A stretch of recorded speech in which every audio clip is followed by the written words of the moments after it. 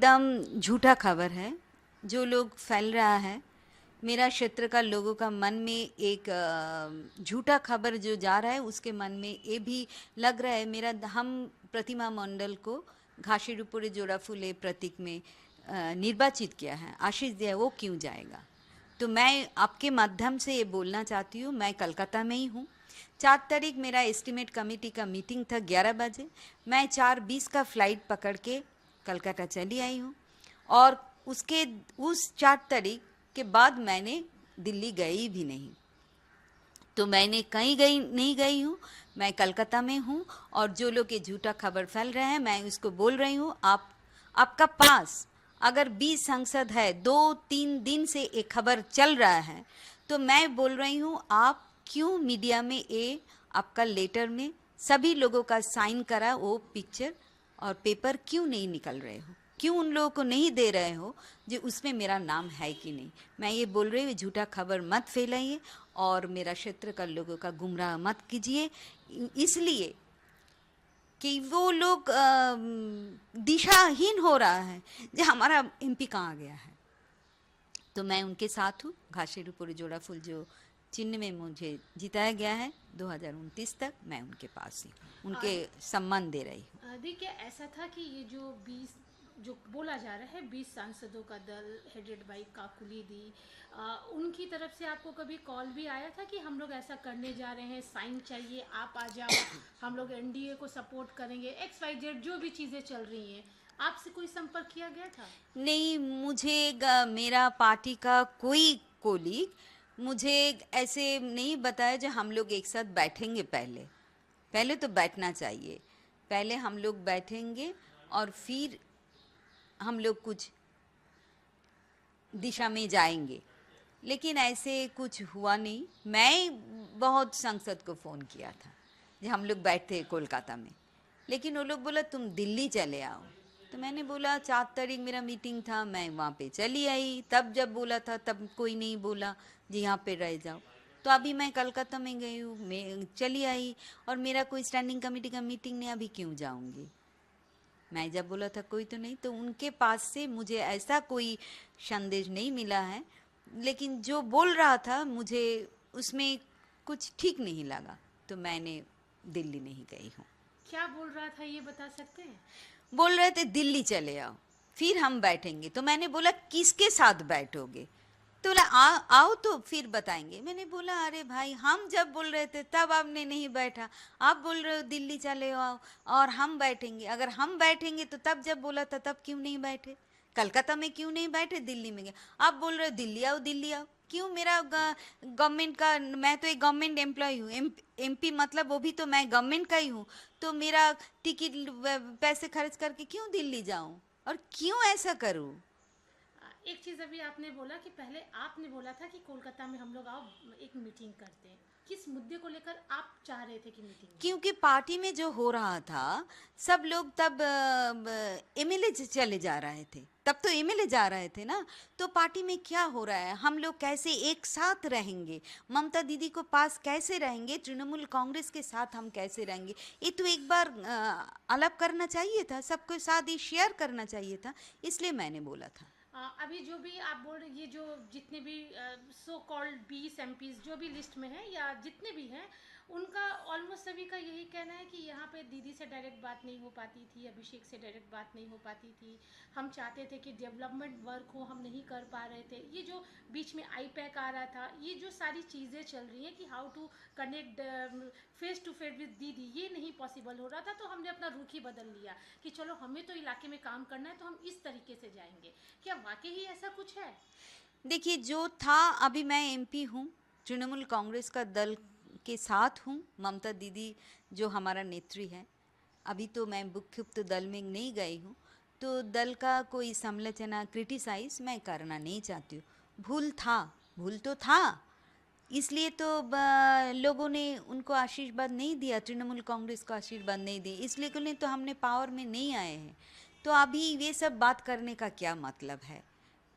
और ये तो एक बात, और दूसरे बात आप बोल रहे हो बहुत सारा काम होगा डेवलपमेंट के लिए, तो चीफ मिनिस्टर खुद ही बोला है पश्चिम बंगाल को डेवलपमेंट करेंगे। मेरा वेल विशर मेरा है, मैं बेस्ट विश मैं दे रही हूँ, और चीफ मिनिस्टर काम करेंगे। तो मैं सोचती हूँ जयनगर लोकसभा केंद्र का एमपी जो अभी विक्षुब्ध दल में नहीं है, वो भी कॉल पाएंगे। मुझे कॉल मिलेगा चीफ मिनिस्टर से, प्रशासनिक जो बैठक हो रहा है मैं जाऊंगी, मेरा जो इशू है जयनगर लोकसभा के मैं उनको बताऊंगी, और फिर मैं ये आशा करती हूँ, ये उम्मीद है मुझे, ये चीफ मिनिस्टर जो मुख्यमंत्री हैं वो मेरे बात सुनेंगे और मेरा जयनगर का काम करेंगे। दी, अभी आपने बोला कि भूल तो हुई है, बट मैं अभी आलोचना नहीं करना चाहती हूँ अपनी ही पार्टी की। क्या वो भूल थी जिसकी वजह से आपको लगता है कि इस तरह का बागीपन आ गया सांसदों में, विधायकों में? कुछ तो ऐसा होगा ना। हाँ था, तो हम लोग जनता का इस बार जो माइंड था वो समझ नहीं पाए।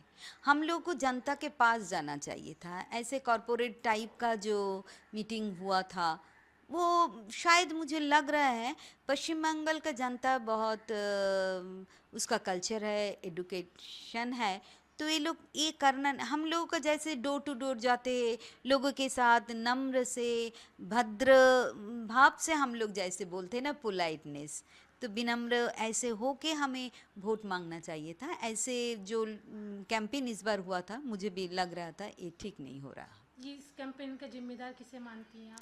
देखिए, तो दल का जो पहले तो ममता दीदी जो कैंपेन करते थे ऐसे नहीं करते थे, फिर अभिषेक आए हैं, तो फिर किसी 19 के बाद शायद हम लोगों का जो एमपी था, 14 में हम लोग 34 एमपी हमारे पास था, 19 में हमारा आ गया 34 से 22। फिर दो तो दिव्येंदु अधिकारी, शिशिर अधिकारी का वो बात था, वो हम लोगों के साथ भी नहीं था, सुनील मंडल भी चले गए थे, हमारा कम हो रहा था। फिर 19 के बाद जो 21 का विधानसभा चुनाव आ रहा था, उस टाइम उन्होंने ये आईपैक वाला ये सब लोगों ने कॉरपोरेट जो इलेक्शन जो करते हैं वो सब मशीनरी लेके आए थे। तो मुझे लग रहा है वो से लोग का कुछ अच्छा नहीं लगा, ये ठीक नहीं था। अगर हमारा भूल था कुछ काम में तो तभी लोगों के पास बोलना चाहिए था, हम लोग भूल किया है, अभी हम लोग ये करेक्शन करेंगे, संशोधन करेंगे, हम हमें माफ़ कर दीजिए, लेकिन आशीर्वाद चाहिए था। आपने बोला कि डोर टू डोर जाना चाहिए था, जनता हाँ, के पास जाना चाहिए था। एकदम। क्या आईपैक, अभिषेक या ममता आप लोगों को इंडिविजुअल रोकती थी कि नहीं? आप तो लोकसभा सांसद है ना, आप इलाके में जाते ही थे, लोगों से मिलते थे, क्या आपको रोका जाता था कि नहीं डोर टू डोर नहीं करना है बल्कि ऐसे करना है जैसे हम बताएंगे? लेकिन ये कैंपेन जो जनरल, ये हाँ, है जनरल सवाल। लेकिन कैंपेन जो हो रहा था अभी ना, वो पूरा लिस्ट वहाँ से आ रहा था, जो ऐसे ऐसे कैंपेन होना चाहिए, लिस्ट उन्होंने भेजते थे और एमएलए ने खुद करते थे। तो मैं सभी गई हूँ, उसका भी जो लिस्ट आया था वो लिस्ट में भी काम कर रहे थे, लेकिन मुझे ऐसे लगा लोगों के पास जाना चाहिए था और हमें लोगों का सुनना चाहिए था, वो लोग क्या चाहते हैं, तो ये हमने सुना नहीं इस बार। क्या यही वजह है कि लोगों का गुस्सा इस हार के बाद भी नेताओं के ऊपर दिख रहा है? कोई अंडे मार रहा है, गोबर फेंक रहा है, ये सीरीज चल रहा है जो एक। देखिए, पश्चिम बंगाल का जनता के भीतर जो एक घृणा पैदा करना चाहते हैं ना, ये अच्छा नहीं है। पश्चिम बंगाल का लोगों का कल्चर नहीं है। अगर कोई दोष करे, कोई पैसा से जुड़ा है, इलीगल काम कर रहा है, अनैतिक कोई काम कर रहा है, आइन तो है, लॉ तो है, उसके एफआईआर करो, उसके खिलाफ कोर्ट में लेके जाओ, उसमें जेल के अंदर रख दो, ठीक है ना। लेकिन बाज़ार में घुमाना, उसके इलाका में घुमाना और कमर में दड़ी पहन के, रस्सी पहन के, ये सब लग रहा है आने वाले दिन ना ये लोगों ही बोलेगा, ठीक है कुछ लिमिट तक ठीक है, लेकिन बियॉन्ड लिमिट कुछ नहीं अच्छा होता, ये ठीक नहीं है। क्योंकि आने इतिहास ऐसा नहीं चाहते, पॉलिटिक्स ऐसा होना नहीं चाहिए। ये जो प्रतिहिंसा मूलक जो राजनीति हो रहा है ये मुझे अच्छा नहीं लगता। एक बात और दी, अभी आपने वो जो मीटिंग के संदर्भ में कहा कि आपने उन सांसदों से कहा कि मैं तो कोलकाता रिटर्न आ गई हूँ, मैं एक सांसद होने के नाते गवर्नमेंट एम्प्लॉय भी हूँ, पैसे खर्चे होंगे टिकट के, ये सब आपने ये एक अच्छी बात कही। लेकिन आप ही की तरह सांसद है अभिषेक बनर्जी, वो अभी भी अपने उस सरकारी किराए से नहीं जाते बल्कि स्पेशल फ्लाइट से जाते हैं, जिस पे सवाल उठाया है अभी जो एलओपी बने हैं ऋतुव्रतो बंदोपाध्याय में, इसे कितना उचित मानती है आप? देखिए वो जाते हैं, ये तो कोई झूठ बात नहीं कर सकती हूँ। लेकिन इसका उत्तर तो वो देंगे, क्योंकि मैं तो नहीं जाती हूँ। तो मैं उसका उत्तर मैं कैसे दूँ? अगर वो जाते हैं, वो कैसे जाते हैं, क्यों जाते हैं, इसका अगर लोगों का ये एक्सेप्ट नहीं हुआ है, उसका वो आचरण व्यवहार, तो इसका उत्तर वही देंगे, मैं तो नहीं दूंगी। क्यों? लेकिन मैं ये बोलना चाहती हूँ, लोग अगर एक्सेप्ट नहीं किए, लोग तो एक्सेप्ट नहीं किया है, इसलिए तो आज उन तृणमूल कांग्रेस का ये हालत है। लोगों ने मैंडेट नहीं दिया है, हम लोग सरकार गठन नहीं कर पा रहे हैं, नहीं कर नहीं पाया हम। आने वाले समय में क्या होगा तृणमूल का? बात ये भी हो रही है कि कांग्रेस के साथ मर्जर हो जाएगा, आपको क्या लगता है? देखिए वो ये भी एक न्यूज़ चल रहा है, इसका जो सत्यता मुझे पता नहीं, क्योंकि तृणमूल कांग्रेस का नेत्री वो भी कुछ नहीं बताया है, और कांग्रेस के तरफ से भी ये ऐसा कुछ नहीं बताया। जो ऐसा बात चल रहा है, जो इंडिया ब्लॉक है, उस ब्लॉक का हम लोग और भी मजबूत करेंगे यही। लेकिन क्या मर्जर होगा कि नहीं होगा, ये आने वाले दिन बताएंगे। बंगाल में टीएमसी का क्या भविष्य दिख रहा है आपको?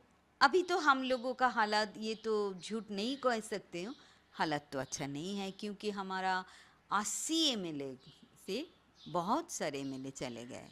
तो कैसे आने वाले दिन होगा, इतिहास बता पाएंगे। लेकिन ममता दीदी एक फाइटर है, ममता दीदी बुरा दिन भी देखा है, ममता दीदी अच्छे आने दिन भी देखा है। ममता दी मुझे लग रहा है फाइट करेंगे। लोगों को, अगर जनता को ये बोलेंगे जो भूल हो गया है हम की तरफ से, आप वो भूल माफ़ कर दो, फिर हमें काम करने का मौका दो। अगर ये कर सकते हैं तो हम लोग आ सकते हैं। मतलब लेकिन ममता दीदी तो मान ही नहीं रही है कि वो हारी है। देखिए इलेक्शन में मुझे फैक्ट फाइंडिंग टीम के एक मेंबर नहीं, हेड बना के कुछ जिले में भेजे थे। मैं बीरभूम गई हूँ, मैं पूर्व बर्धमान गई हूँ, हुगली, चुचुड़ा, आरामबाग सब गई हूँ। तो जो कैंडिडेट था उसके से भी बात किया, जो इलाका का जो नेतृत्व है उससे बात किया, तो बोला 5-6 राउंड के बाद जिस दिन वो काउंटिंग चल रहा था, उन लोगों का, हमारा जो पोलिंग एजेंट था ना, सब सीआईएसएफ जो सेंट्रल फोर्स है ना, धक्के मार के बाहर निकाल दिया। कोई तब 1000 से वोट से हम लोगों का जीत हो रहा था। तो अगर ये मैं उनसे सुनी हूँ और सभी जगह यही सुन रही हूँ, तो अच्छे तरह से तो इन्होंने जीता नहीं है, कुछ तो हुआ है काउंटिंग। हम लोग और भी सीट जीत सकते थे, और भी सीट, मेरा जो 80 है, हम लोग तो 134 और 40 तो आ ही सकते थे, क्योंकि लोगों ने हम लोगों का वोट दिया है। ये क्योंकि 1000 का मार्जिन है, 2000 का मार्जिन है, 5000, तो मामूली बात है। अगर काउंटिंग हम लोग का एजेंट वहाँ रह सकते थे तो हम लोग का पूरा पिक्चर आ जाते थे। ये लोग हम लोगों का साथ तानाशाही किया, हम लोग को निकाल दिया एजेंट को। तो मुझे लग रहा है ममता दीदी का वो बात भी थोड़े हद तक सही है। आदि राज्यसभा के सांसदों का आपकी पार्टी का लगातार इस्तीफा जारी है। आज प्रकाश सिंह बारिक ने भी इस्तीफा दे दिया, इसके पहले सुष्मिता देव और सुखेंदु दानी भी दे दिया है। सुष्मिता देव तो 2 टर्म ममता दीदी के साथ आराम कर लिया, एंजॉय कर लिया। हेमंत बिश्व शर्मा को उसने कितना गाली दिया, त्रिपुरा में जाके बोला हमारे तृणमूल। अभी उनका लग रहा है वही हेमंत शर्मा के पास जाके वो मीटिंग कर रहे हैं, कल मीडिया से देखा। इन लोगों का पॉलिटिकल कैरेक्टर कैसे है, क्यों जा रहा है, ये लोग बोलेंगे, आने वाले दिन बोलेंगे क्यों जा रहा है। ये लोग क्षमता से बाहर नहीं रह सकते, और इनका हारने का डर है, हमें हारने का डर नहीं है। अभी आपने पॉलिटिकल कैरेक्टर की बात की, तो एक बार शालिनी घोष की भी बात कर लेते हैं। उस लिस्ट में उनका भी नाम आ रहा है कि वो भी उसी ब्लॉक में जा रही है। आपको लगता है ऐसा कुछ है?